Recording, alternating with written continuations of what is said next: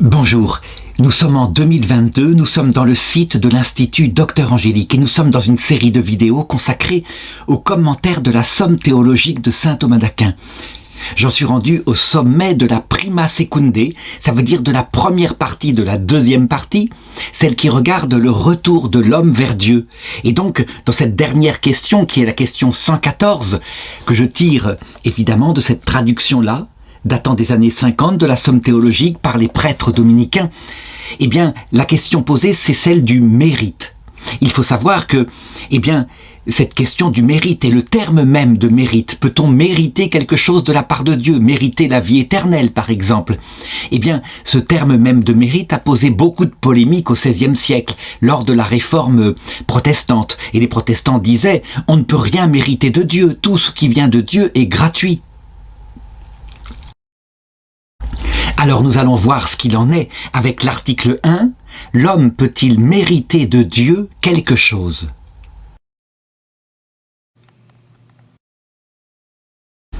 Alors d'abord, y a-t-il des arguments d'autorité, soit dans l'Ancien Testament, soit dans le Nouveau, qui pourraient ainsi parler de mérite? Eh bien oui, dit saint Thomas d'Aquin, on a dans Jérémie 31,16, cette parole de Dieu, ton travail aura sa récompense. Mais dans le Nouveau Testament, et l'Ancien Testament était la figure du Nouveau, on voit Jésus qui parle de la même façon. Par exemple, en Matthieu 25, 21, « C'est bien, serviteur bon et fidèle, lui dit son maître. En peu de choses tu as été fidèle. Sur beaucoup je t'établirai, entre dans la joie de ton Seigneur. » Et la parabole continue et dit « Vint ensuite celui qui avait reçu 2 talents. Seigneur, dit-il, tu m'as remis 2 talents, voilà 2 autres talents que j'ai gagnés. » C'est bien, serviteur bon et fidèle, lui dit son maître, en peu de choses tu as été fidèle, sur beaucoup je t'établirai, entre dans la joie de ton Seigneur. Donc manifestement, il semble y avoir récompense méritée en fonction d'une bonne action, puisque celui qui avait caché son seul talent, au contraire, ne reçoit rien. Le Seigneur dit de lui, au verset 28, « Enlevez-lui donc son talent et donnez-le à celui qui a 10 talents, car tout homme qui a, l'on donnera et il aura du surplus, mais à celui qui n'a pas, on enlèvera ce qu'il a. Et ce propre à rien de serviteur, jetez-le dehors dans les ténèbres, là seront les pleurs et les grincements de dents. » Alors, on comprend bien, lorsqu'on regarde ce qui se passe pour nous, dans notre dimension humaine, le mérite et la récompense, et puis d'autre part, le démérite et la punition, ceci est une règle qui implique certaines conditions. Il faut que quelqu'un qui est supérieur, comme par exemple l'institutrice, par rapport à son élève qui s'est bien comporté ou qui s'est mal comporté, ou le papa par rapport à son enfant, il faut que celui qui a autorité sur l'autre puisse apprécier le travail de l'autre et le récompenser. Et on peut dire qu'il y a là un certain acte de justice, en ce sens que par rapport à l'enfant qui a bien travaillé, alors que le travail n'était pas facile, la récompense, il la reconnaît avec beaucoup de reconnaissance, parce que justement, le petit enfant a en lui le sens de la justice. Il faut donc remarquer que je ne prendrai pas ici, pour traiter de cette question, l'analogie que j'ai prise tout au long de cette traité de la grâce, à savoir l'analogie entre le mariage, le jeune homme et la jeune femme qui s'épousent. En effet, on le comprend bien, dans cet acte qui implique, je dirais, un consentement mutuel, il y a une certaine forme d'égalité véritable. Et donc on ne peut pas dire qu'on mérite le mariage parce qu'on se serait bien comporté avec sa femme, ou réciproquement, on mériterait le mariage parce qu'on se serait bien comporté avec son fiancé. Non, c'est autre chose. C'est un cheminement ensemble et l'un a effectivement des droits sur l'autre, mais dans une certaine égalité. Voilà pourquoi je prendrais plutôt l'analogie du père de famille, de la mère de famille avec ses enfants. Parce que, comme je l'ai dit, il faut que quelqu'un qui ait l'autorité juge des actes bons ou des actes mauvais de celui qui est sous son autorité. En effet, si on veut comprendre Dieu, et s'il peut poser en nous certains mérites et les reconnaître, eh bien, il faut reconnaître que c'est une relation d'inégalité. Voilà ce que dit saint Thomas d'Aquin. Il est évident qu'entre Dieu et l'homme, il y a le maximum d'inégalité, car entre eux, il y a une distance infinie, et tout le bien qui appartient à l'homme vient de Dieu. Et donc l'analogie ici marchera très bien, puisque on peut le dire. Eh bien, l'enfant doit à son papa et à sa maman non seulement son être, mais sa nourriture, et puis son éducation première, et puis le fait de le porter à l'école, et tout cela, il lui doit son éducation. Donc il est véritablement dans une relation analogue. Alors donc, il faut se demander si l'enfant peut mériter quelque chose de son papa et de sa maman. Eh bien d'abord, en premier lieu, il faut le dire, le fait de recevoir l'existence n'est pas un dû, c'est un don gratuit. Et de la même façon, le fait que Dieu nous a créé notre âme individuelle, manifestement, cela n'est dû à aucun mérite, c'est le don gratuit de Dieu, parce que Dieu est amour. Et résultat, étant donné cet acte absolument gratuit, certains ont dit, eh bien de la même pour le reste, puisque tout vient de Dieu. Et que, par exemple, la justification de l'impie est l'acte exclusif de Dieu qui vient nous donner gratuitement la foi. Il n'y a aucun mérite chez l'homme. Et voilà pourquoi, dans le monde protestant, on a fortement contesté cette notion de mérite pour le remplacer par la notion de don gratuit. Nous avons simplement à recevoir ce don dans la foi. Mais quand on regarde l'Évangile davantage, on voit bien qu'il y a sans arrêt des exhortations de Jésus à ce que nous mettions en marche notre libre arbitre pour agir comme il le faut, ayant reçu la grâce. Il ne nous demande pas dans le Nouveau Testament d'agir sans la grâce, puisqu'il le dit lui-même. Sans moi, vous ne pouvez rien faire. Cependant, avec son aide, eh bien manifestement notre libre arbitre intervient, et c'est ce que j'avais montré dans la question précédente. Et donc, on doit le dire, puisqu'il y a un acte de nous qui sommes un peu les enfants de Dieu, un acte de ferveur et nous nous tournons vers lui, alors Dieu a établi, comme il convient, que lorsqu'il remarquerait quelque chose de bien que nous avons fait, il nous le tiendrait à mérite et il nous en donnerait la récompense. Et il faut remarquer, lorsqu'on regarde la totalité de la révélation, ça veut dire pas seulement le Nouveau Testament, mais aussi l'Ancien Testament. Eh bien, il y a le mérite dès le début où Dieu se révèle. Je veux dire par là que, à l'époque de la loi de Moïse, quand l'homme, quelquefois, se comporte bien et, je dirais, qu'il applique les volontés de Dieu matériellement, puisqu'il n'est pas encore purifié, eh bien, Dieu lui promet, à travers la parole de Moïse, en conséquence de ses mérites, de ce qu'il a fait de bien, une récompense en rapport, à savoir une récompense matérielle, la conquête de la terre d'Israël, une vieillesse heureuse entourée d'enfants en bonne santé. De même, lorsque le peuple hébreu sera affiné, mais il n'entre pas encore dans le salut, mais il se comporte mieux après l'exil à Babylone, et on le voit qui, motivé par le prophète Daniel, eh bien, se rend compte que ce n'est pas seulement le sacrifice extérieur d'animaux qui compte, mais un cœur humble devant Dieu, un cœur qui appelle la venue d'un Messie, d'un Sauveur. Eh bien, devant cet acte-là, Dieu attribue une récompense, à savoir une promesse de plus en plus intense, de plus en plus précise d'un Sauveur qui va venir et qui révélera tout.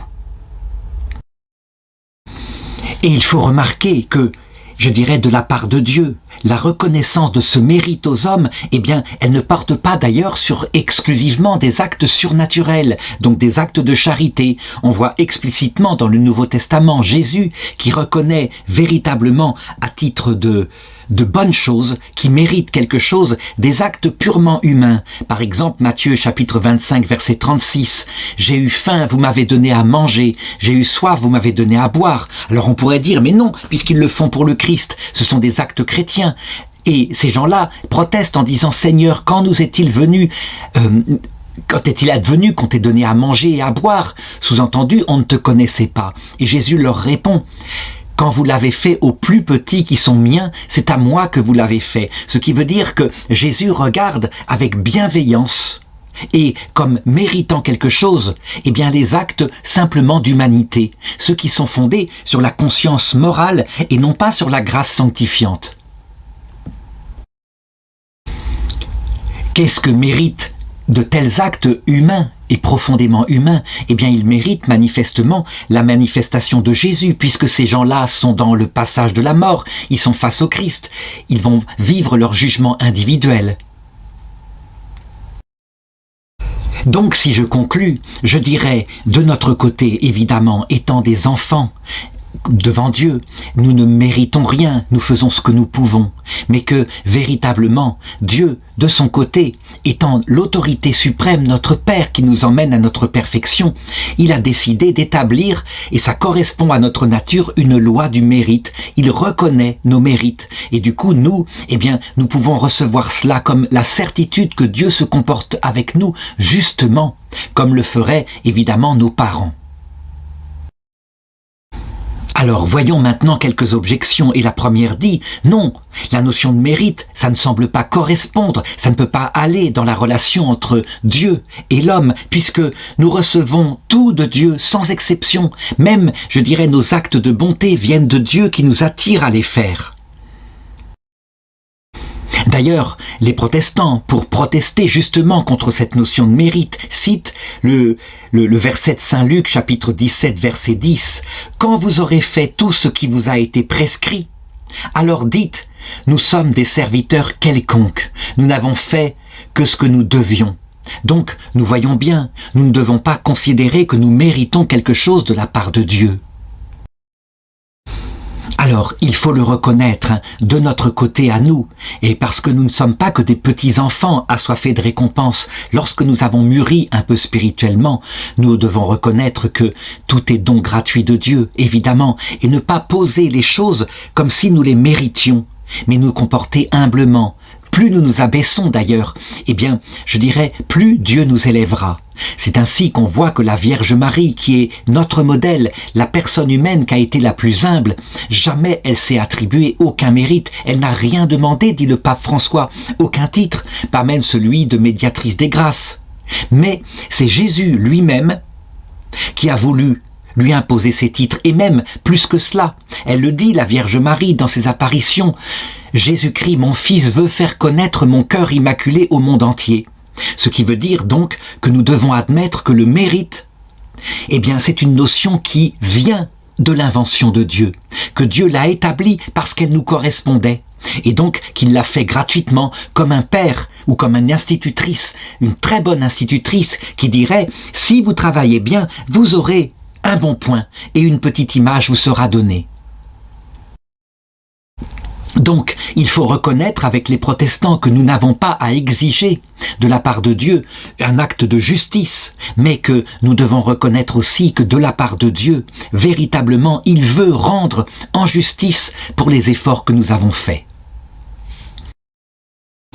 L'objection 2 dit ceci, on voit que dans un passage, Jésus dit « Celui qui fait quelque chose de bien pour autrui et qui en attend par exemple une reconnaissance sur terre, il a déjà reçu sa récompense. » Et donc on le voit, tous les actes que nous commettons, tous les actes bons, nous avons déjà en cette terre notre récompense, en ce sens que ça nous fait du bien, ça nous valorise, et puis quelque part ça nous structure. Donc il n'y a pas de mérite à des actes qui finalement nous actuent dans notre propre bien. Alors évidemment, si nous faisons le bien dans le but d'être admirés par les autres, nous avons déjà notre récompense. Il faut dire que la finalité de notre acte serait dans ce cas-là une finalité mauvaise, la vanité.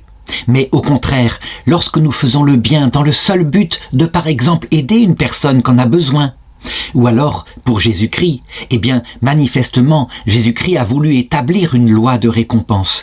Loi de récompense que nous, de notre côté, évidemment, nous pouvons y renoncer en disant « Non Seigneur, je le fais pour toi et c'est tout ». Mais le Seigneur, quant à lui, voilà ce qu'il dit dans l'Évangile. Matthieu chapitre 10, verset 42. « Quiconque donnera à boire à l'un de ces petits rien qu'un verre d'eau fraîche, en tant qu'il est un disciple, en vérité, je vous le dis, il ne perdra pas sa récompense. » Et donc, manifestement, avec le texte que j'ai lu tout à l'heure, celui qui donnera un verre d'eau fraîche à quelqu'un simplement parce que il est un frère en humanité ou parce que il est fils du même Dieu, même s'il n'est pas un disciple du Christ, celui-là non plus ne perdra pas sa récompense. Alors, troisième objection, comme le font remarquer les protestants, il y a quelque chose de choquant à parler de mérite. Ça voudrait dire que Dieu nous doit quelque chose. Et en réalité, c'est choquant puisqu'il nous donne tout. Et voilà pourquoi d'ailleurs le livre de Job 35,7 dit « Si tu es juste, que lui donnes-tu? Ou que reçoit-il de ta main ?» Donc on ne devrait pas, je dirais, établir cette notion de mérite en théologie catholique. Donc il faut le reconnaître, de notre part. Le risque serait évidemment de devenir revendicatif par rapport à Dieu en disant « J'exige maintenant la vie éternelle puisque j'ai agi pour toi comme il le fallait ». Et ça pourrait ressembler parfois à de la présomption. Évidemment, ce n'est pas comme cela qu'il faut prendre le mérite, mais comme l'acte d'un enfant qui, véritablement de sa part, a fait ce qu'il a pu et qui doit tout à ses parents. Mais en sachant véritablement que Dieu, de sa part, en ce qui le concerne lui, eh bien, il les voit nos efforts et il nous les récompensera. Donc cela doit nous rassurer, mais en sachant que, évidemment, le mérite, nous le recevons dans l'action de grâce et non pas dans la revendication. Est-ce à dire que celui qui se sert du mérite pour avoir une certaine revendication, comme on le voit dans certaines chrétientés où il n'y a pas cette spiritualisation, est-ce que celui-là perd ses mérites? Je répondrai non. Le Seigneur, lui, il regarde l'état où nous en sommes dans notre progrès. Mais évidemment, si le mérite, nous le transformons en présomption, comme le fait le démon Lucifer en enfer, qui réclame la vision béatifique parce qu'il est intelligent et donc qu'il est fait pour voir Dieu. Dieu n'avait qu'à pas le créer intelligent. Dans ce cas-là, il n'y a aucun amour, mais seulement de la convoitise en lui, et il va jusqu'à refuser. Eh bien, ce que j'indique ici, les raisons d'humilité et d'amour qui devraient fonder la notion de mérite. Dans ce cas-là, il n'obtient pas la vie éternelle, c'est évident. Il ne faut donc pas confondre le mérite et la présomption. L'article 2 demande « Peut-on, sans la grâce, mériter la vie éternelle ?» Alors évidemment, l'argument d'autorité est donné ici par l'apôtre dans l'Épître aux Romains, chapitre 6, 23, « La grâce de Dieu, c'est la vie éternelle. » Alors, il faut comprendre que pour qu'un acte puisse mériter quelque chose, il faut que cet acte soit proportionné à cette chose. Par exemple, si on effectue un travail dur durant toute une journée pour quelqu'un, eh bien le soir, on méritera un salaire. C'est une question de justice. Par contre, celui qui n'aura pas du tout travaillé, qui sera resté manifestement, alors qu'il avait été embauché le matin, à rien faire, je dirais suspendu à son râteau, celui-là, le soir, risque bien de ne pas avoir sa récompense. Dieu, en ce qui le concerne, évidemment, on le voit dans la parabole des ouvriers de la dernière heure, eh bien, il se contente d'actes qui sont en rapport avec ce qu'il demande pour obtenir la vision béatifique, à savoir, eh bien, un cœur qui aime Dieu et dans une amitié réciproque, donc par la charité. Parce qu'en effet, l'entrée dans la vision de Dieu est comme la réalisation d'un mariage, et donc ce qui est proportionné à l'obtention de ce mariage, c'est un amour en rapport, et cet amour en rapport s'appelle la charité. Et deuxièmement, évidemment, ça ne suffit pas, étant donné que Dieu, dans sa vie trinitaire, est infiniment humble, eh bien Dieu demande une deuxième qualité qui est liée à la première, mais qu'on doit définir tout de même, qui d'ailleurs est révélée par le Christ à sa croix, lorsque son cœur est percé et qu'il sort du sang. C'est le symbole de la charité, et de l'eau, eh bien c'est le symbole de cette deuxième qualité. Et elle s'appelle l'humilité, ou plutôt, au sens littéral, la kénose, ça veut dire une sorte de mort à soi-même. Chose qu'avait été révélée d'ailleurs dès l'époque de Moïse, quand Dieu, au buisson ardent, lui avait dit « Personne ne peut me voir sans mourir ». On ne peut pas voir Dieu sans mourir à soi-même, c'est ça que ça signifie spirituellement. La raison en est que Dieu, dans sa vie trinitaire, lui, qui est le Tout-Puissant, eh bien non seulement c'est une personne, et donc on ne peut rentrer dans la vision de cette personne qu'est Dieu, que, je dirais, en l'aimant. On ne peut pas le posséder comme on possède un bien matériel. Mais dans les relations en lui, entre les trois personnes qui constituent sa Trinité, eh bien, on voit qu'il y a une infinie kénose, en ce sens que chaque personne met l'autre au-dessus d'elle-même. Et le Père, son être même, dit saint Thomas d'Aquin, c'est une relation subsistante, il n'est que par son Fils. On le devine, hein, un père n'existe que parce qu'il a un fils. Et donc, il peut dire de son fils, je l'ai exalté, je l'exalterai encore. Et c'est ainsi que le Père a parlé lorsqu'il nous parlait de son fils sur la terre. Quant au Fils, eh bien, il nous parle du Père sans arrêt et il dit « Je tiens tout du Père, je ne sais rien de moi-même si ce n'est par le Père, je ne fais rien de moi-même si ce n'est parce que le Père m'a envoyé. » Ce qui est logique puisque le Fils ne tient son être que du Père et donc il exalte son Père, il nous le révèle. Chaque personne met donc l'autre en avant et le Saint-Esprit aussi. Ce qui veut dire que dans la Trinité, alors que les trois personnes sont de nature divine absolument égales, en éternité, en dignité, eh bien, elles sont infiniment humbles, en ce sens qu'elles exaltent l'autre. Saint Thomas Josset, il nierait que j'utilise ce terme d'humilité. Il dirait, on ne peut pas appliquer à Dieu un terme qui impliquerait un abaissement. Alors disons plutôt que Dieu est infiniment exaltation de l'autre personne, ce qui finalement revient au même. Donc, pour voir Dieu face à face, non seulement il faut l'aimer, comme dans un consentement mutuel d'un mariage, mais il faut aussi être tout humble. Sinon, on ne supporte pas la vision béatifique. On est un peu comme, je dirais, quelqu'un un peu vaniteux, fier de soi, on a bien agi. On a des mérites, et qui dirait, je vais voir l'être, le créateur de tout, qui va se considérer comme plus petit que moi. Il y a quelque chose qui n'irait pas. Donc, maintenant, si je considère les deux états qui ont été ceux de l'homme, les trois états même je pourrais dire, ceux de l'homme durant l'histoire de l'humanité, il y a d'abord l'état en Adam et Ève, que saint Thomas d'Aquin appelle l'état de la nature pure, mais qui manifestement, nous le savons maintenant, était un état de grâce sanctifiante. Adam et Ève ne vivaient pas dans un état de nature pure, ils avaient reçu la présence de Dieu et ils vivaient de la charité. Ça avait été infusé avec leur création. C'est un état d'ailleurs qui est tout à fait ressemblant à celui de la Vierge Marie dans sa conception. Et donc, Adam et Ève méritaient-ils la vie éternelle à cette époque-là, parce qu'ils aimaient Dieu? Eh bien, on peut dire que du côté de l'amour, oui, mais pas encore du côté de la kénose. Et voilà pourquoi Dieu leur demanda de prouver leur amour en obéissant à un commandement, un seul. Et l'obéissance est une forme de kénose pour un être spirituel, maître de sa vie comme l'est un homme et une femme adultes. Et voilà pourquoi, alors qu'ils aimaient Dieu, ils refusèrent cette deuxième qualité et donc, ils brisèrent l'alliance avec Dieu. Maintenant, on peut regarder le deuxième état, celui de l'humanité entre la chute d'Adam et Ève jusqu'à la venue du Christ. Et là, on le voit, manifestement, nous sommes livrés aux propres lois de notre nature humaine, que Dieu, évidemment, va relever peu à peu, mais après une chute terrible, chute qui sera particulièrement nette au néolithique. Donc, disons, un peu avant l'âge où est apparu Abraham, et Abraham étant à l'âge du bronze, qui est une conséquence du néolithique.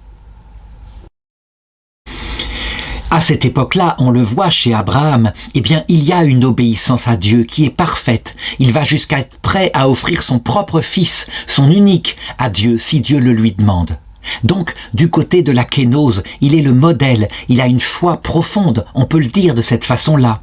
Mais par contre, du côté de la charité, il n'a pas été encore donné à Abraham d'aimer Dieu comme un ami dans le cœur à cœur, parce que Dieu est quelqu'un de puissant, quelqu'un qu'il ne peut que respecter. L'Esprit Saint n'avait pas encore été donné. Donc, on le sait, dans cette période-là, aucun homme ne méritait la vie éternelle. Et donc, quand les hommes mouraient, ils attendaient, soit dans un paradis provisoire où régnait la grâce et qu'on appelle le sein d'Abraham, soit dans un purgatoire qu'on appelle le Sheol. Et on sait que les âmes des justes, au fur et à mesure qu'elles arrivaient dans le sein d'Abraham, comme on le voit avec l'histoire de Lazare que raconte Jésus, Lazare qui rentre dans le sein d'Abraham, ce pauvre homme qui a beaucoup souffert, donc qui du côté de la pauvreté du cœur a véritablement acquis par ses souffrances cette qualité-là. Eh bien, il régnait déjà l'eau de la grâce, à savoir la certitude que bientôt le Messie viendrait. Et puis vient le troisième état de l'humanité, justement, quand le Messie vient, quand le Dieu, le Créateur du monde se fait homme et qu'il prouve son amour non seulement par ses discours, mais par son enseignement à la croix. En lui, en étant le Créateur du monde, il révèle évidemment qu'il est non seulement amour, il n'y a pas de plus grand amour que de donner sa vie. Et quand on donne sa vie pour ses ennemis, ceux qui se moquent de lui à la croix, on voit que c'est un amour absolument surnaturel. Mais on voit aussi que ce Dieu est infiniment humble, puisqu'il meurt sur la croix. Donc le cœur de Dieu nous est révélé, ce qui veut dire que maintenant, parce qu'on sait qui est notre ami, on n'est plus simplement serviteur, dit Jésus, mais on peut être ami. Et voilà le texte où il le dit. Jean 15, « Je ne vous appelle plus serviteur, car le serviteur ne sait pas ce que fait son maître, mais je vous appelle ami, parce que tout ce que j'ai entendu de mon Père, je vous l'ai fait connaître. » Donc c'est une relation nouvelle, de nouveau restituée, comme à l'époque d'Adam et Ève, une relation intime de charité qui est donnée là. Et on le voit, ce vendredi saint, eh bien, Jésus, en mourant sur la croix, descend dans le sein d'Abraham et même dans d'autres, d'autres lieux inférieurs où attendaient les morts. Et là, il révèle en pleine lumière son cœur à ceux qui attendaient et à Abraham en particulier. Et c'est ainsi que ces gens qui étaient déjà pauvres de cœur, donc préparés à la vie éternelle, ne peuvent que maintenant l'aimer dans l'action de grâce. Et ils entrent donc dans les deux qualités, ces deux qualités nécessaires, et ils entrent le jour même dans la vision béatifique. Il faut remarquer que c'est aussi le cas du bon larron. Le bon larron qui, lui, eh bien, par son humilité, par sa reconnaissance de ses péchés, avait un cœur humble et a acquis le reste de la kénose, si on peut dire, à la croix, durant les 6 heures qu'il est resté sur la croix. Et puis, quand, dans le passage de la mort, le Christ se révèle à lui comme étant véritablement Dieu fait homme, alors il se met à l'aimer aussitôt et il entre donc dans la charité, l'autre condition qui mérite la vie éternelle. Le récit de ce qui se passa ce vendredi saint lors de la descente de Jésus dans l'Hadès est raconté en 1 Pierre chapitre 3 verset 19. C'est lui, Jésus, qui s'en alla même prêcher aux esprits qui étaient en prison, à ceux qui jadis avaient refusé de croire lorsque Dieu patientait alors que Moïse construisait l'arche, dans lequel un petit nombre, en tout 8 personnes, furent sauvées à travers l'eau. Et c'est pour cela, donc, en effet, que même en Hadès a été annoncée la bonne nouvelle, afin que jugés selon les hommes dans la chair, ils vivent selon Dieu dans l'esprit. Eh bien, il faut remarquer, comme le dit le catéchisme de l'Église catholique au numéro 634, que nous sommes, nous, eh bien, sous ce régime-là. Je veux dire qu'à l'heure de la mort, eh bien, le Christ viendra nous chercher, comme il l'a fait ce jour-là. La bonne nouvelle a été également annoncée aux morts, dit le catéchisme. Et donc, on a là la phase condensée dans le temps, mais immensément vaste par sa signification réelle, eh bien, l'œuvre rédemptrice qui sera appliquée à tous les hommes de tous les temps et de tous les lieux, car tous ceux qui ont été sauvés ont été participants de la rédemption, de cette façon-là. Et donc de tout cela, on doit conclure que, évidemment, puisque la charité et la kénose ne peuvent être acquis que par la grâce, la kénose étant un long travail, un long cheminement de purification de notre amour, eh bien, manifestement, on ne peut pas mériter la vie éternelle sans la grâce de Dieu. Alors, quelques objections. Manifestement non, on doit pouvoir mériter la vision béatifique sans la grâce de Dieu, puisque, on le voit, notre structure naturelle est faite pour la vision béatifique. Je veux dire par là que notre intelligence désire connaître la cause de tout, et pas la connaître superficiellement, mais la connaître en la voyant. Et cette cause de tout, c'est Dieu. Voilà pourquoi notre intelligence cherche la vérité tout entière. Même chose, notre volonté cherche à s'unir au bien absolu, pas à un bien relatif, mais un bien qui demeure toujours, qui comble notre âme.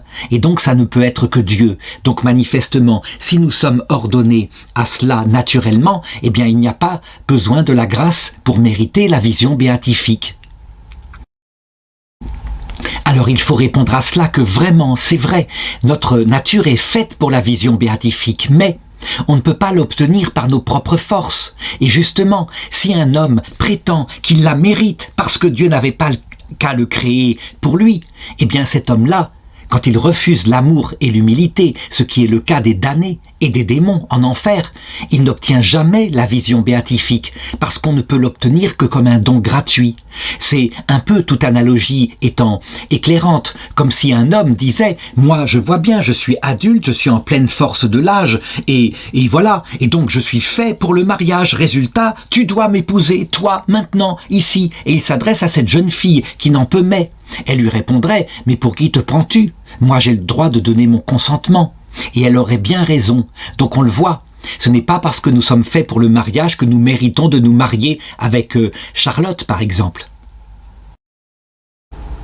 Deuxième objection, on voit clairement affirmé dans l'Écriture, en Matthieu chapitre 25, verset 36 et les suivants, que des hommes qui n'ont pas reçu la grâce au plan surnaturel, je veux dire par là la grâce sanctifiante qui leur permettait d'aimer Dieu dans un acte réciproque et vivant de charité, eh bien ceux-là méritent la vie éternelle parce qu'ils se sont bien comportés en suivant les données de leur conscience. Ils ont donné à manger à quelqu'un qui avait faim, à boire à quelqu'un qui avait soif. Et voilà ce que le Seigneur leur dit. En vérité, je vous le dis, dans la mesure où vous l'avez fait à l'un de ces petits qui sont mes frères, c'est à moi que vous l'avez fait. Et donc il les place à sa droite, donc ce qui veut dire dans la vie éternelle. Donc manifestement, il n'y a pas besoin de la grâce, mais simplement de suivre sa nature. Et voilà pourquoi certains théologiens ont dit, la bonne volonté suffit pour être sauvé. Alors on le voit, les actes de bonne volonté, les actes de droiture sont bénis par Dieu et donc de son côté, Dieu les voit comme mérite. Mais comme mérite, non pas à l'entrée dans la vie éternelle, mais je dirais à la réception de la révélation. Et évidemment, ces hommes-là, à l'heure de leur mort, lorsqu'ils voient le Christ accompagné du ciel, qui leur révèle l'Évangile, immédiatement, c'est logique, ils se précipitent vers cet évangile, ils ne vont pas mépriser cet évangile puisque en suivant leur conscience, finalement, sans le savoir, ils cherchaient le Christ. Ce qui veut dire qu'ils entrent à ce moment-là dans un amour pour Dieu. Et si leur cœur n'est pas encore totalement humble, ils apprennent avec la certitude qu'ils iront dans la vision béatifique, ils apprennent cela dans un dernier temps de purgatoire. Il faut le reconnaître, Jésus analyse dans l'Évangile d'autres cas, comme par exemple le cas de personnes qui, par contre, n'ont peut-être pas beaucoup aimé, mais ont vécu profondément dans la misère. Il parle des pécheurs, des prostituées, et il dit « Ils vous devancent dans le royaume des cieux ». Est-ce à dire que, la misère qu'ils ont vécue leur mérite la vie éternelle ? La réponse est non. Mais elle les prépare aussi à la vie éternelle, en ce sens que ils sont sans illusion sur eux-mêmes, ils savent qu'ils sont de pauvres pécheurs. Mais il faut qu'à un moment donné, à l'heure où le Christ leur révèle sa vérité, ils l'aiment. Mais alors, étant donné qu'ils ont déjà acquis, parce qu'ils ont souffert, un cœur mort à lui-même, un cœur kénose, ils entrent très vite dans la vie éternelle, parce que la kénose, la pauvreté du cœur, est quelque chose de beaucoup plus difficile à acquérir que l'amour qui s'enflamme dès qu'on voit le Christ et qu'on se met à l'aimer. Donc de tout cela, on doit conclure que l'humilité qu'on acquiert en cette vie quand on ne connaît pas le Christ par nos souffrances, ou alors l'amour humain simplement qu'on donne en cette vie quand on ne connaît pas le Christ, ne nous mérite pas par soi la vie éternelle, mais nous prépare à la rencontre avec le Christ qui, lorsque nous accepterons et nous rentrerons dans la charité et la kénose, nous méritera la vie éternelle. Troisième objection, on voit que Dieu se comporte bien, et il le dit lui-même dans une histoire quand il dit « Vous qui êtes des pères et qui êtes mauvais, quand votre fils vous demande un poisson, est-ce que vous lui donnez un serpent ?» Et Dieu, il dit « Eh bien moi-même qui suis bon, est-ce que je donnerai de mauvaises choses à ceux qui me les demandent ?» Et donc en conséquence, on le voit, Dieu pourrait très bien décider qu'un homme qui ne l'a jamais connu mais qui s'est comporté bien, il mérite tellement. Et donc pourrait lui donner, sans qu'il ait la charité, sans qu'il ait la grâce, eh bien la vie éternelle directement. La réponse est que non, Dieu ne le fera pas comme cela, et il faut comprendre la nature de la vie éternelle pour le saisir. Et là, reprendre l'analogie que j'avais dite concernant le mariage. Saint Paul nous le montre, la vie éternelle est comme un mariage, et donc le mariage, il implique un consentement mutuel.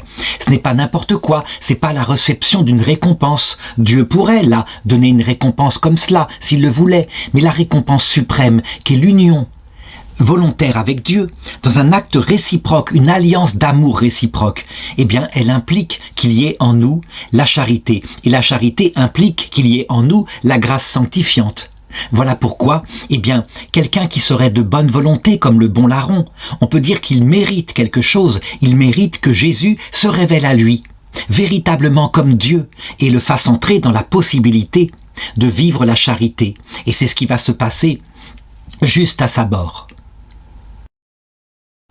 Par contre, une fois qu'il entre dans la charité et qu'il veut aimer son Dieu, son Sauveur, véritablement comme il le faut, qu'il le choisit, alors dans ce cas-là, on peut dire que Dieu lui tient ça à mérite pour entrer dans le mariage éternel, la vie éternelle, la vision béatifique. L'article 3 demande « Peut-on, par la grâce sanctifiante, mériter de plein droit la vie éternelle ?»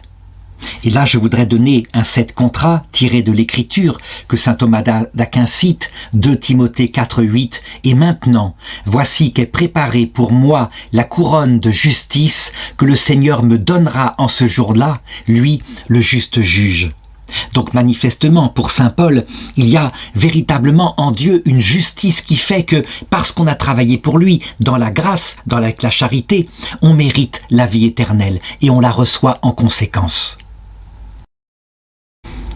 Alors évidemment, ici, quand on parle de stricte justice, on voit bien la critique des protestants qui se fait jour en disant « Mais comment pourrait-on exiger de Dieu la vision béatifique alors que tout en Dieu est donc gratuit ?» Et leur critique est tout à fait juste. Et voilà pourquoi saint Thomas d'Aquin l'apprend. Et je dirais que nous pouvons l'apprendre aussi de cette façon-là, en comparant à ce qui se passe, cette fois, véritablement dans le mariage. L'amour qui préside à un mariage catholique, qui est le sacrement de la vie éternelle, eh bien, cet amour est un amour où chacun respecte l'autre et met l'autre en avant de lui-même. Et il épouse l'autre normalement avec l'intention consciente de l'aimer l'autre pour lui-même. Et je dirais, même s'il y a en nous, nous le savons, nous ne sommes pas, je dirais, gratuits, il y a en nous, eh bien, cette joie du plaisir que nous aurons à être avec l'autre et cette action de grâce pour l'utilité, l'équilibre que nous apporte l'autre. L'intention consciente doit porter sur l'autre aimé honnêtement.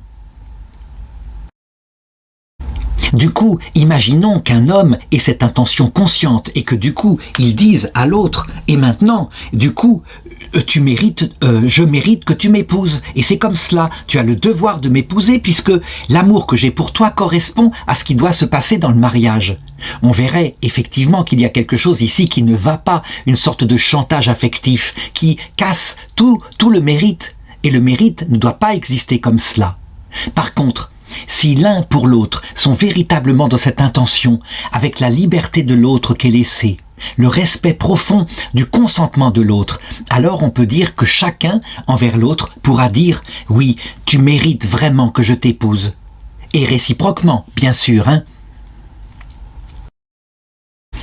Et donc saint Thomas d'Aquin, pour l'expliquer, dit « Il faut regarder l'entrée dans la vision béatifique de 2 façons. D'abord, du côté de la grâce de Dieu. Et lui, Dieu, manifestement, il a décidé de nous porter à mérite nos actes d'amour. Et puis, il y a du côté de nous, de notre libre arbitre qui se tourne vers Dieu avec la charité.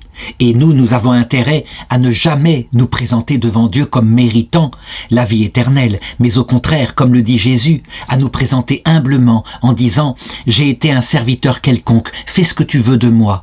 Et à ce moment-là, évidemment, celui qui s'abaisse sera élevé. On a aussi dans cette considération l'explication ultime du fait que, justement, on ne doit jamais être sûr en ce qui nous concerne du salut. Les protestants disent « Mais si, du côté de Dieu, la promesse est là ». Et ils ont raison. Du côté de Dieu, on peut être sûr et certain du salut parce que lui, justement, il a promis qu'il agirait selon la justice. Nous l'aimons, il nous donnera la vie éternelle. Nous sommes humbles, il n'y aura plus besoin d'autre purification. Et il nous donnera directement la vie éternelle. Mais de notre côté à nous, eh bien là on doit garder ce que disent les protestants, à savoir il ne faut jamais nous présenter comme méritant quelque chose.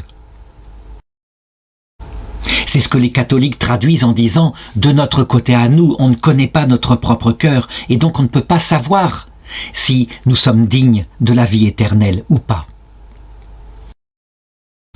Alors, quelques objections, dont une phrase tirée de Romains chapitre 8, verset 18, mais avec une traduction spéciale.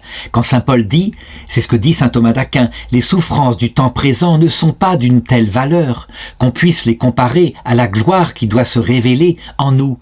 Et donc, saint Paul, je dirais celui qui avait cette traduction, en tire la conclusion que même nos souffrances ne méritent pas la vie éternelle, même quand elles sont vécues par amour de Dieu.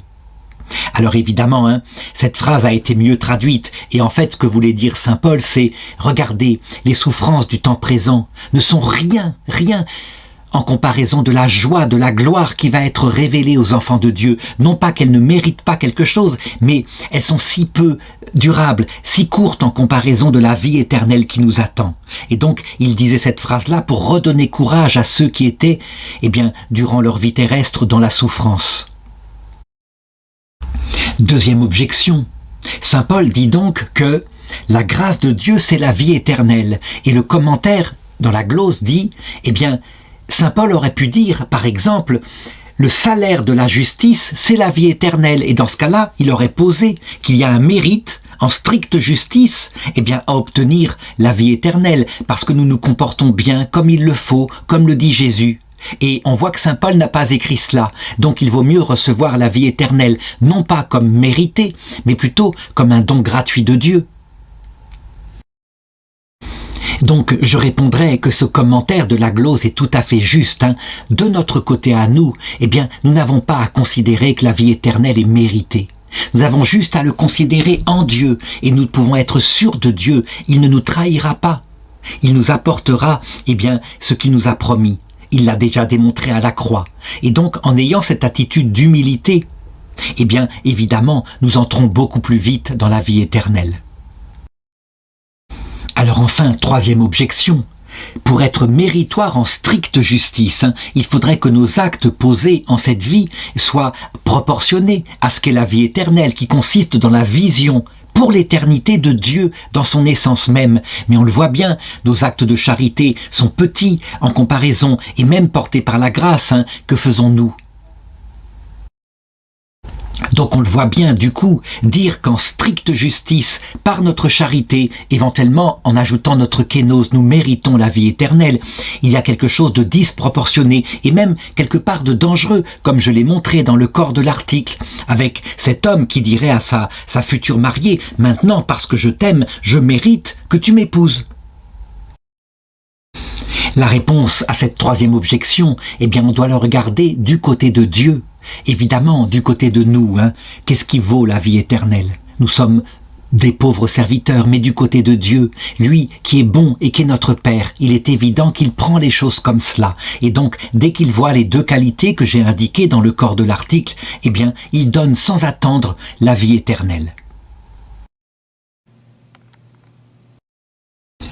L'article 4 demande « La grâce tient-elle principalement de la charité d'être principe du mérite ?» Alors je voudrais donner ici un 7 contrat cité par saint Thomas d'Aquin, Jean chapitre 14, 21. « Si quelqu'un m'aime, il sera aimé de mon Père, je l'aimerai et je viendrai faire en lui ma demeure. Et donc manifestement, aux yeux de Jésus, eh bien c'est le fait qu'on l'aime de charité qui est considéré par lui comme mérite. Alors, comme je l'ai dit, il faut remonter à l'origine première du fait que Dieu a créé. Et c'est évident, il n'a pas créé pour faire de nous des êtres intelligents en premier lieu. C'est pas le but, même s'il nous a rendus intelligents parce qu'il a fait de nous des personnes. Il a voulu nous donner sa béatitude. Et cette béatitude, puisque Dieu est quelqu'un, eh bien cette béatitude ne peut être atteinte que par un amour proportionné à ce qu'il est. Et cet amour-là, eh bien, il a voulu que ce soit un amour où l'on connaisse son cœur, on le choisisse, un amour qui ressemble au mariage, où il y a consentement mutuel. Ce qui veut dire que Dieu, en premier, vient nous chercher, et donc la grâce est premièrement source de tout ce qui donnera le mérite plus tard, mais qu'il attend de nous un retour, par notre libre arbitre, adapté à cet amour-là. Et donc, un amour qui, fondé sur notre intelligence, qui connaît celui qu'on aime, eh bien le choisit. Et ceci s'appelle la charité. La charité, je l'ai montré dans tous ces articles sur la grâce, elle ne peut pas exister sans la grâce sanctifiante et la grâce actuelle. La grâce sanctifiante qui permet à nos facultés d'être surélevées pour les rendre possibles, eh bien, d'une opération qui nous dépasse, une opération surnaturelle. Et la grâce actuelle, ça veut dire l'attraction actuelle que Dieu exerce sur nous et qui donne à notre amour, évidemment, son énergie. Nous sommes attirés par Dieu et donc nous l'aimons. Mais dans ce cadre-là, eh bien, notre libre arbitre a vraiment sa part. Voilà pourquoi on peut dire que lorsque nous sommes dans cette attitude-là, eh bien, il y a cette proportion entre le projet de Dieu, ce qu'il avait promis, donc la vie éternelle, et la grâce en ce monde, et puis, je dirais nous-mêmes. Alors maintenant, tout de même, il faut regarder. Il y a d'autres textes qui montrent que nul ne peut voir Dieu sans mourir. Eh bien, j'en ai parlé tout à l'heure.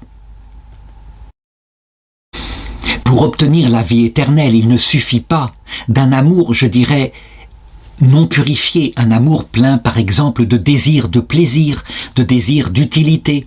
Il faut un amour qui soit proportionné à ce qu'est Dieu, quand lui nous a aimés gratuitement. Donc Dieu ne nous demandera pas un amour absolument gratuit. Il est clair que lui, nous ne lui apportons rien, alors que nous, il nous apporte tout. Donc par le fait même qu'il nous apporte tout, eh bien c'est ce qu'on appelle le surcroît, à savoir le bonheur, un être parfaitement ordonné, structuré, etc. Cependant, dans notre intention libre, eh bien, si nous recherchons le royaume de Dieu, ça veut dire Dieu lui-même est notre prochain. Et le reste, nous ne le recherchons pas. Alors nous devons le croire, le reste nous sera donné par surcroît. Voilà pourquoi, eh bien, pour obtenir la vision béatifique, cette charité doit être purifiée. Et voilà pourquoi saint Augustin, il dit que la charité qui est nécessaire pour voir Dieu, ce n'est pas une simple charité, mais c'est l'amour de Dieu poussé jusqu'au mépris de soi. Il utilise cette expression-là, qui a parfois choqué, mais qui dit bien les choses. Ça veut dire que c'est un amour où Dieu, dans notre intention, est tellement premier que nous sommes morts à nous-mêmes. Et c'est ce que j'appelais, dans un des articles précédents, la kénose. Nul ne peut voir Dieu sans mourir, parce que l'amour nécessaire pour supporter la vision de Dieu est un amour où nous ne comptons pas. Nous avons disparu à nos propres yeux, et seul Dieu compte, ainsi que le prochain. Alors évidemment, certains se diront, mais comment obtenir une telle kénose? C'est impossible. Oui, le Seigneur le répondait aux apôtres, à l'homme c'est impossible, mais nous pouvons faire confiance à Dieu. Dieu, lui, tout est possible et il sait parfaitement comment diriger notre cœur pour le purifier peu à peu. Sainte Thérèse d'Avila décrit comment il nous purifie en ce monde, comment il crée en nous cette parfaite humilité. Et puis, sainte Catherine de Gênes décrit comment il le fait dans l'autre monde lorsque nous ne sommes pas prêts, donc dans les purgatoires qui suivent cette vie. Alors quelques objections maintenant. Si on se réfère aux paraboles de Jésus, par exemple Matthieu chapitre 20 verset 8, appelle les ouvriers et donne à chacun son salaire. Manifestement, Dieu nous tient comme mérite toutes les œuvres qui ont été faites dans son champ, quelles qu'elles soient, et pas seulement la charité, mais toutes les vertus. D'ailleurs, on le voit bien, quand Jésus accueille dans son paradis des gens qui simplement ont donné à manger à quelqu'un qui avait faim, eh bien, ce n'est pas forcément la charité, ça peut être pour un motif d'humanité. De même, quand Jésus vante l'attitude du publicain qui va s'occuper de quelqu'un qui était dans le fossé, qui va véritablement le sauver, ou c'est un samaritain peut-être, on le voit bien, cet homme-là, qui était méprisé du peuple, simplement il a agi par humanité. Alors je l'ai dit dans les articles précédents, et là-dessus il faut être très précis. Tous les actes qui sont faits par l'humanité, évidemment que Dieu les admire et qu'il considère qu'ils nous méritent quelque chose, comme par exemple la révélation qui viendra plus tard. Mais, en eux-mêmes, ils ne sont pas ordonnés directement à l'union à Dieu dans la vie éternelle. Ils pourraient, en eux-mêmes, nous valoir par exemple la récompense d'autres personnes qui nous sont reconnaissants. Donc, il ne faut pas les mépriser, mais les regarder comme des préparations à la vertu de charité qui nous vient évidemment lorsque nous est révélé le Christ, à partir du moment où nous avons eu un cœur de bonne volonté. Et si quelqu'un ne comprend pas, il suffit qu'il reprenne l'analogie que j'ai dite, un jeune homme droit, honnête, bien sous tout rapport, il ne mérite pas le mariage avec cette jeune fille qui s'appelle par exemple Blandine. Non, il faut autre chose, même si sa bonne volonté, sa droiture, le fait qu'il est beau, etc., tout cela prépare évidemment à ce que Blandine l'accepte et qu'ils puissent ensuite marcher ensemble et se choisir mutuellement dans un consentement mutuel. Deuxième objection, on voit que saint Paul écrit 1 Corinthiens chapitre 3 verset 8 « Chacun recevra son propre salaire à la mesure de son propre labeur ». Mais justement, le problème de la charité, c'est que quand on l'a, le labeur devient facile. Je veux dire par là que les Romains eux-mêmes, lorsqu'ils considéraient les chrétiens qui étaient tués dans le cirque, mangés par les bêtes, étaient étonnés du fait qu'ils vivent ça dans la joie.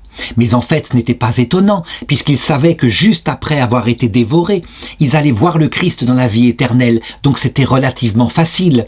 Alors que pour les gens qui ne croyaient pas en tout ça, c'était des cris de détresse, de désespoir, etc. Donc on doit dire que la charité, puisqu'elle diminue le labeur, elle doit diminuer la récompense.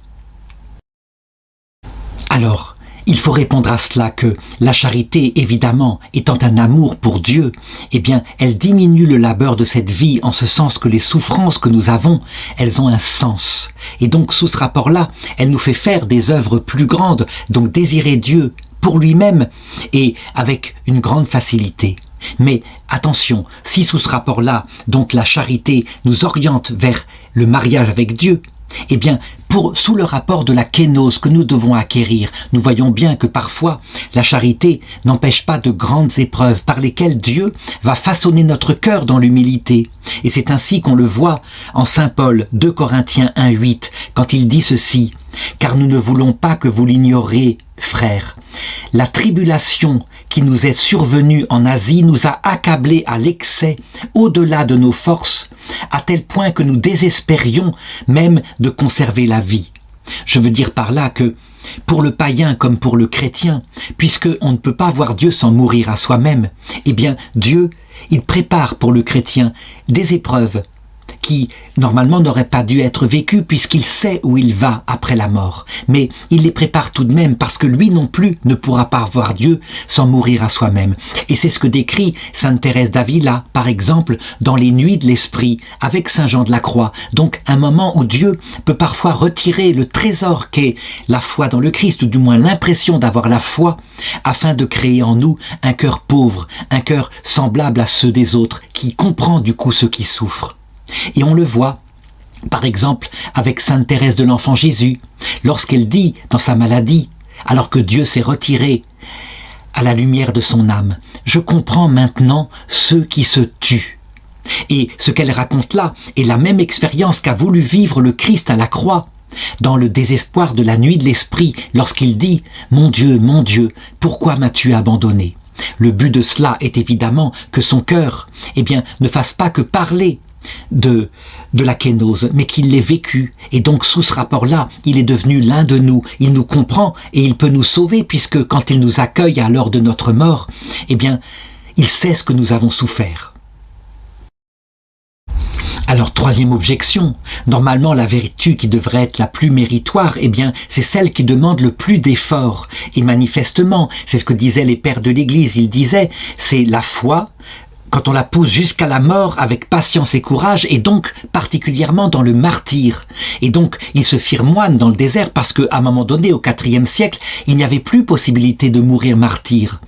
Donc on le voit, c'est pour ça que les saints qui étaient martyrisés étaient considérés comme allant directement au ciel à cause des mérites de leur effort. Alors, saint Paul répond à cela par avance en 1 Corinthiens chapitre 13 verset 3. « Quand je livrerai mon corps aux flammes, si je n'ai pas la charité, cela ne sert à rien. » Et il avait anticipé la crise qu'on appelle la crise donatiste, qui consiste au IVe siècle à dire que en s'offrant en martyr et quelquefois en provoquant les Romains, eh bien de cette façon-là on mérite la vie éternelle. Mais souvent ceux qui faisaient ça le faisaient en fait pour briller devant les autres chrétiens, pour montrer leur courage, et ils obtenaient leur récompense en cette vie, comme ils ne le faisaient pas par charité, mais pour la gloire d'être honorés par les autres, eh bien il devait passer ensuite par une grande purification dans l'autre monde pour obtenir la vie éternelle. Donc on doit le dire, toutes les vertus n'ont de valeur devant Dieu et ne méritent la vie éternelle que quand elles sont portées par la charité.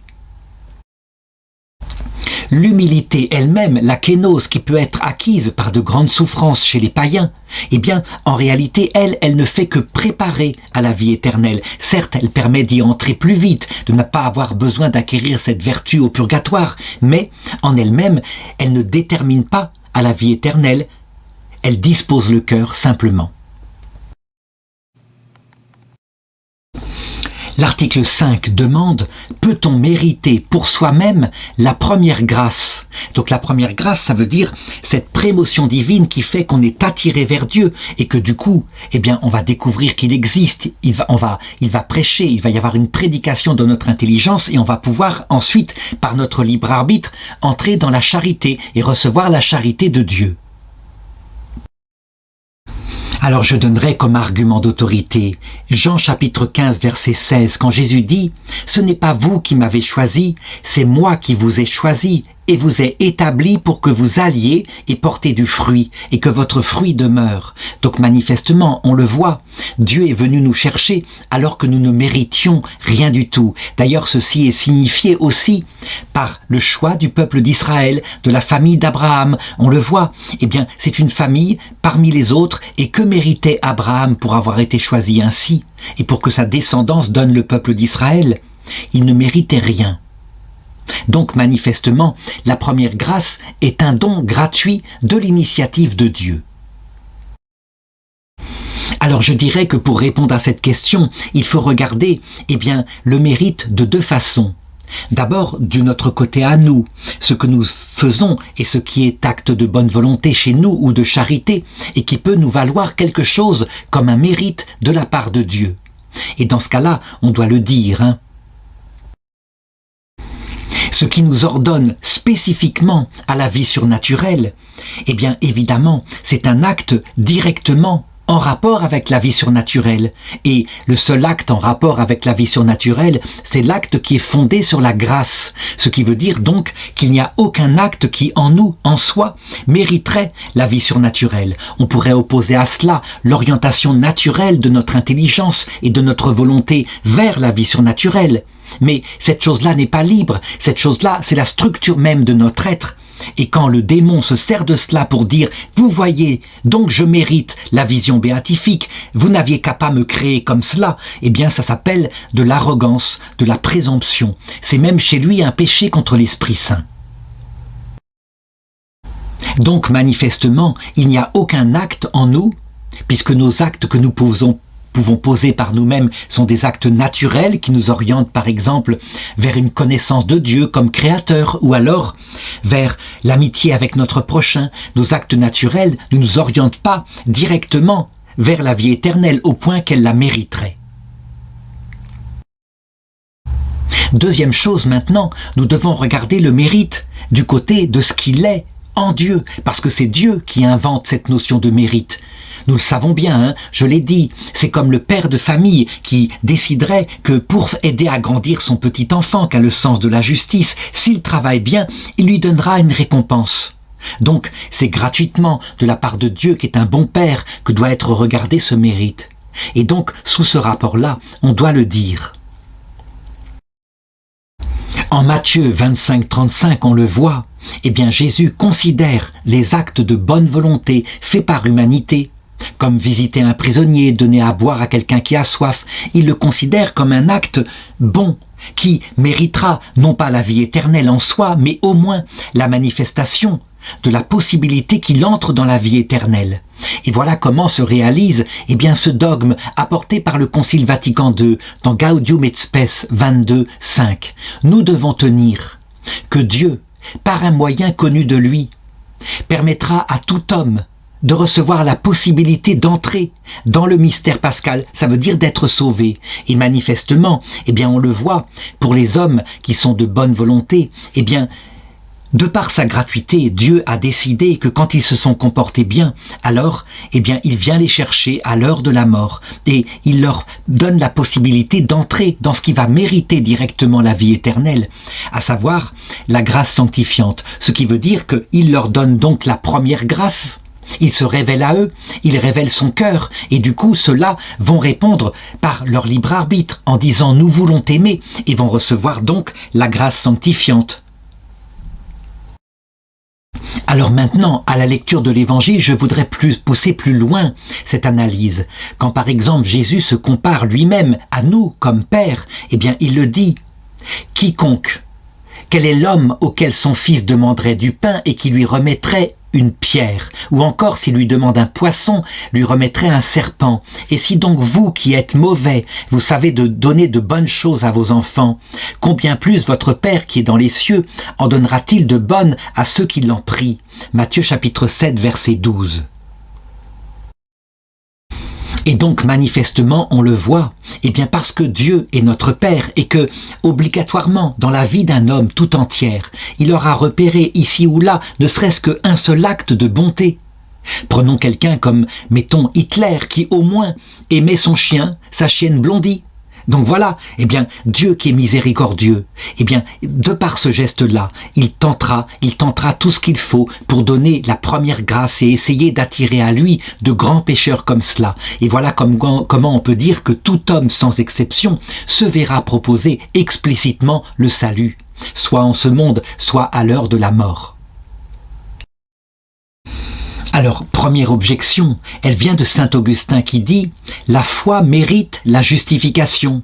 Et donc il ajoutait « La foi, elle vient de nous, c'est un acte de notre libre arbitre. Nous nous tournons vers Dieu et nous faisons confiance en Dieu ».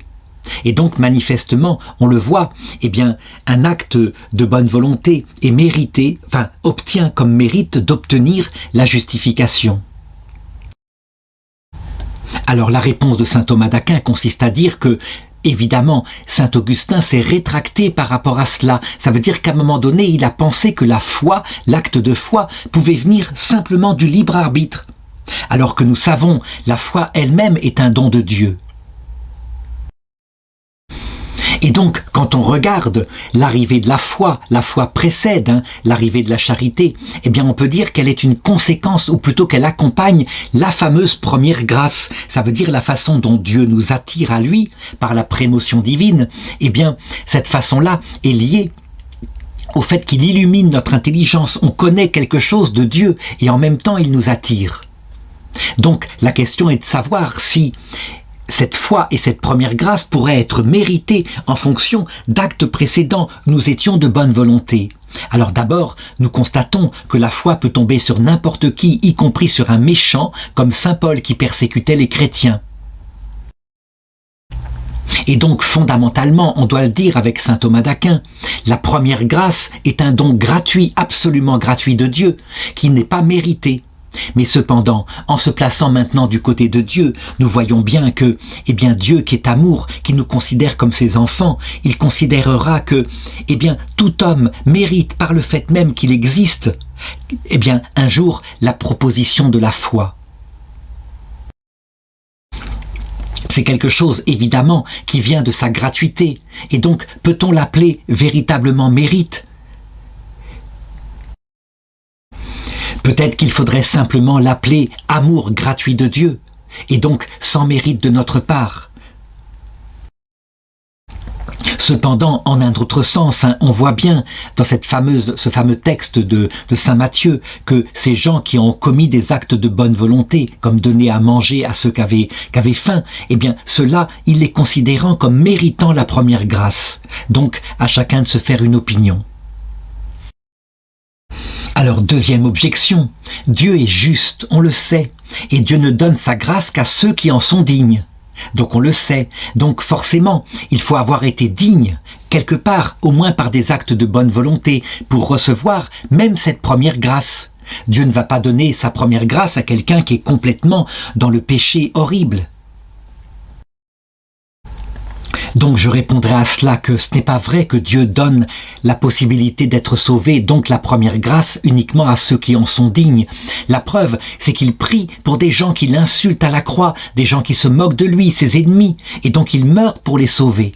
Déjà cela, on le voit, c'est la manifestation qu'il va tout faire pour les sauver. Donc il le donne par le fait même que Dieu est amour et que nous sommes ses enfants. Alors on pourrait considérer que pour nous, adultes, c'est parce qu'il a vu quelque part, ne serait-ce qu'un petit acte de bonne volonté à un moment donné ou à un autre. Mais ce qu'il faut affirmer, c'est que pour les tout petits bébés qui reçoivent la grâce de Dieu, alors qu'ils sont encore incapables d'actes libres, en ce qui les concerne manifestement, ils ne méritent rien. Ils sont innocents, mais ils la reçoivent quand même, ce qui montre que, au-delà du mérite, la première grâce est donnée par le fait même que simplement Dieu est amour. Troisième objection, Dieu est meilleur que nous, mais on voit dans l'ordre humain, il peut arriver parfois que quelqu'un reçoive par exemple un cheval, sans mérite de sa part, mais par la suite, il l'utilise tellement bien, tellement efficacement que son propriétaire va dire « Vraiment, tu mérites de recevoir ce cheval ». Et donc, on peut recevoir ce cheval après coup parce qu'on s'en sert bien. Eh bien, Dieu qui est au-delà du temps peut très bien donner sa grâce à certains parce qu'il sait très bien qu'on s'en servira bien. C'est ce que pense d'ailleurs quelqu'un comme Jean Calvin qui dit que Dieu, s'il refuse sa grâce à certains, c'est parce qu'il sait de toute éternité que de toute façon, ils seront damnés, ils s'en serviront mal. Alors, évidemment, nous nous opposons à cette vision de Jean Calvin, à savoir que, évidemment, Dieu qui connaît tout de toute éternité ne se sert pas de cette science éternelle, de cette façon-là. Et si un homme doit se damner, c'est parce que, ayant reçu la première grâce à un moment donné, donc la possibilité d'adhérer au Christ, et ceci explicitement, pas seulement par ses actes de bonne volonté, alors, en toute lucidité et maîtrise de lui-même, il aura méprisé cela, il aura méprisé le salut pour se tourner positivement vers ce qu'appelle saint Augustin l'amour de soi, poussé jusqu'au mépris de Dieu et du prochain. C'est ce qu'on appelle le péché contre l'Esprit Saint. Et voilà comment, on doit le dire, la première grâce sera donnée à tout homme. Je dirais, est-ce à cause de mérite de bonne volonté ? Pas forcément, comme je l'ai montré, pour les petits-enfants, mais peut-être aussi pour ces hommes qui sont dans un état de malice volontaire très grave, et pourtant Dieu tentera de les sauver, sans mérite de leur part. Par contre, pour les hommes de bonne volonté qui ne connaissaient pas le Christ, là, évidemment, on pourrait dire que, pour eux, quand le Christ les accueille à l'heure de la mort et leur présente cette première grâce, c'est parce qu'ils considèrent qu'ils la méritent. Voilà, afin de ne pas être trop long, je m'arrête là pour, cette première partie de cette question 114 sur le mérite, et ce sera la prochaine vidéo qui traitera de la suite.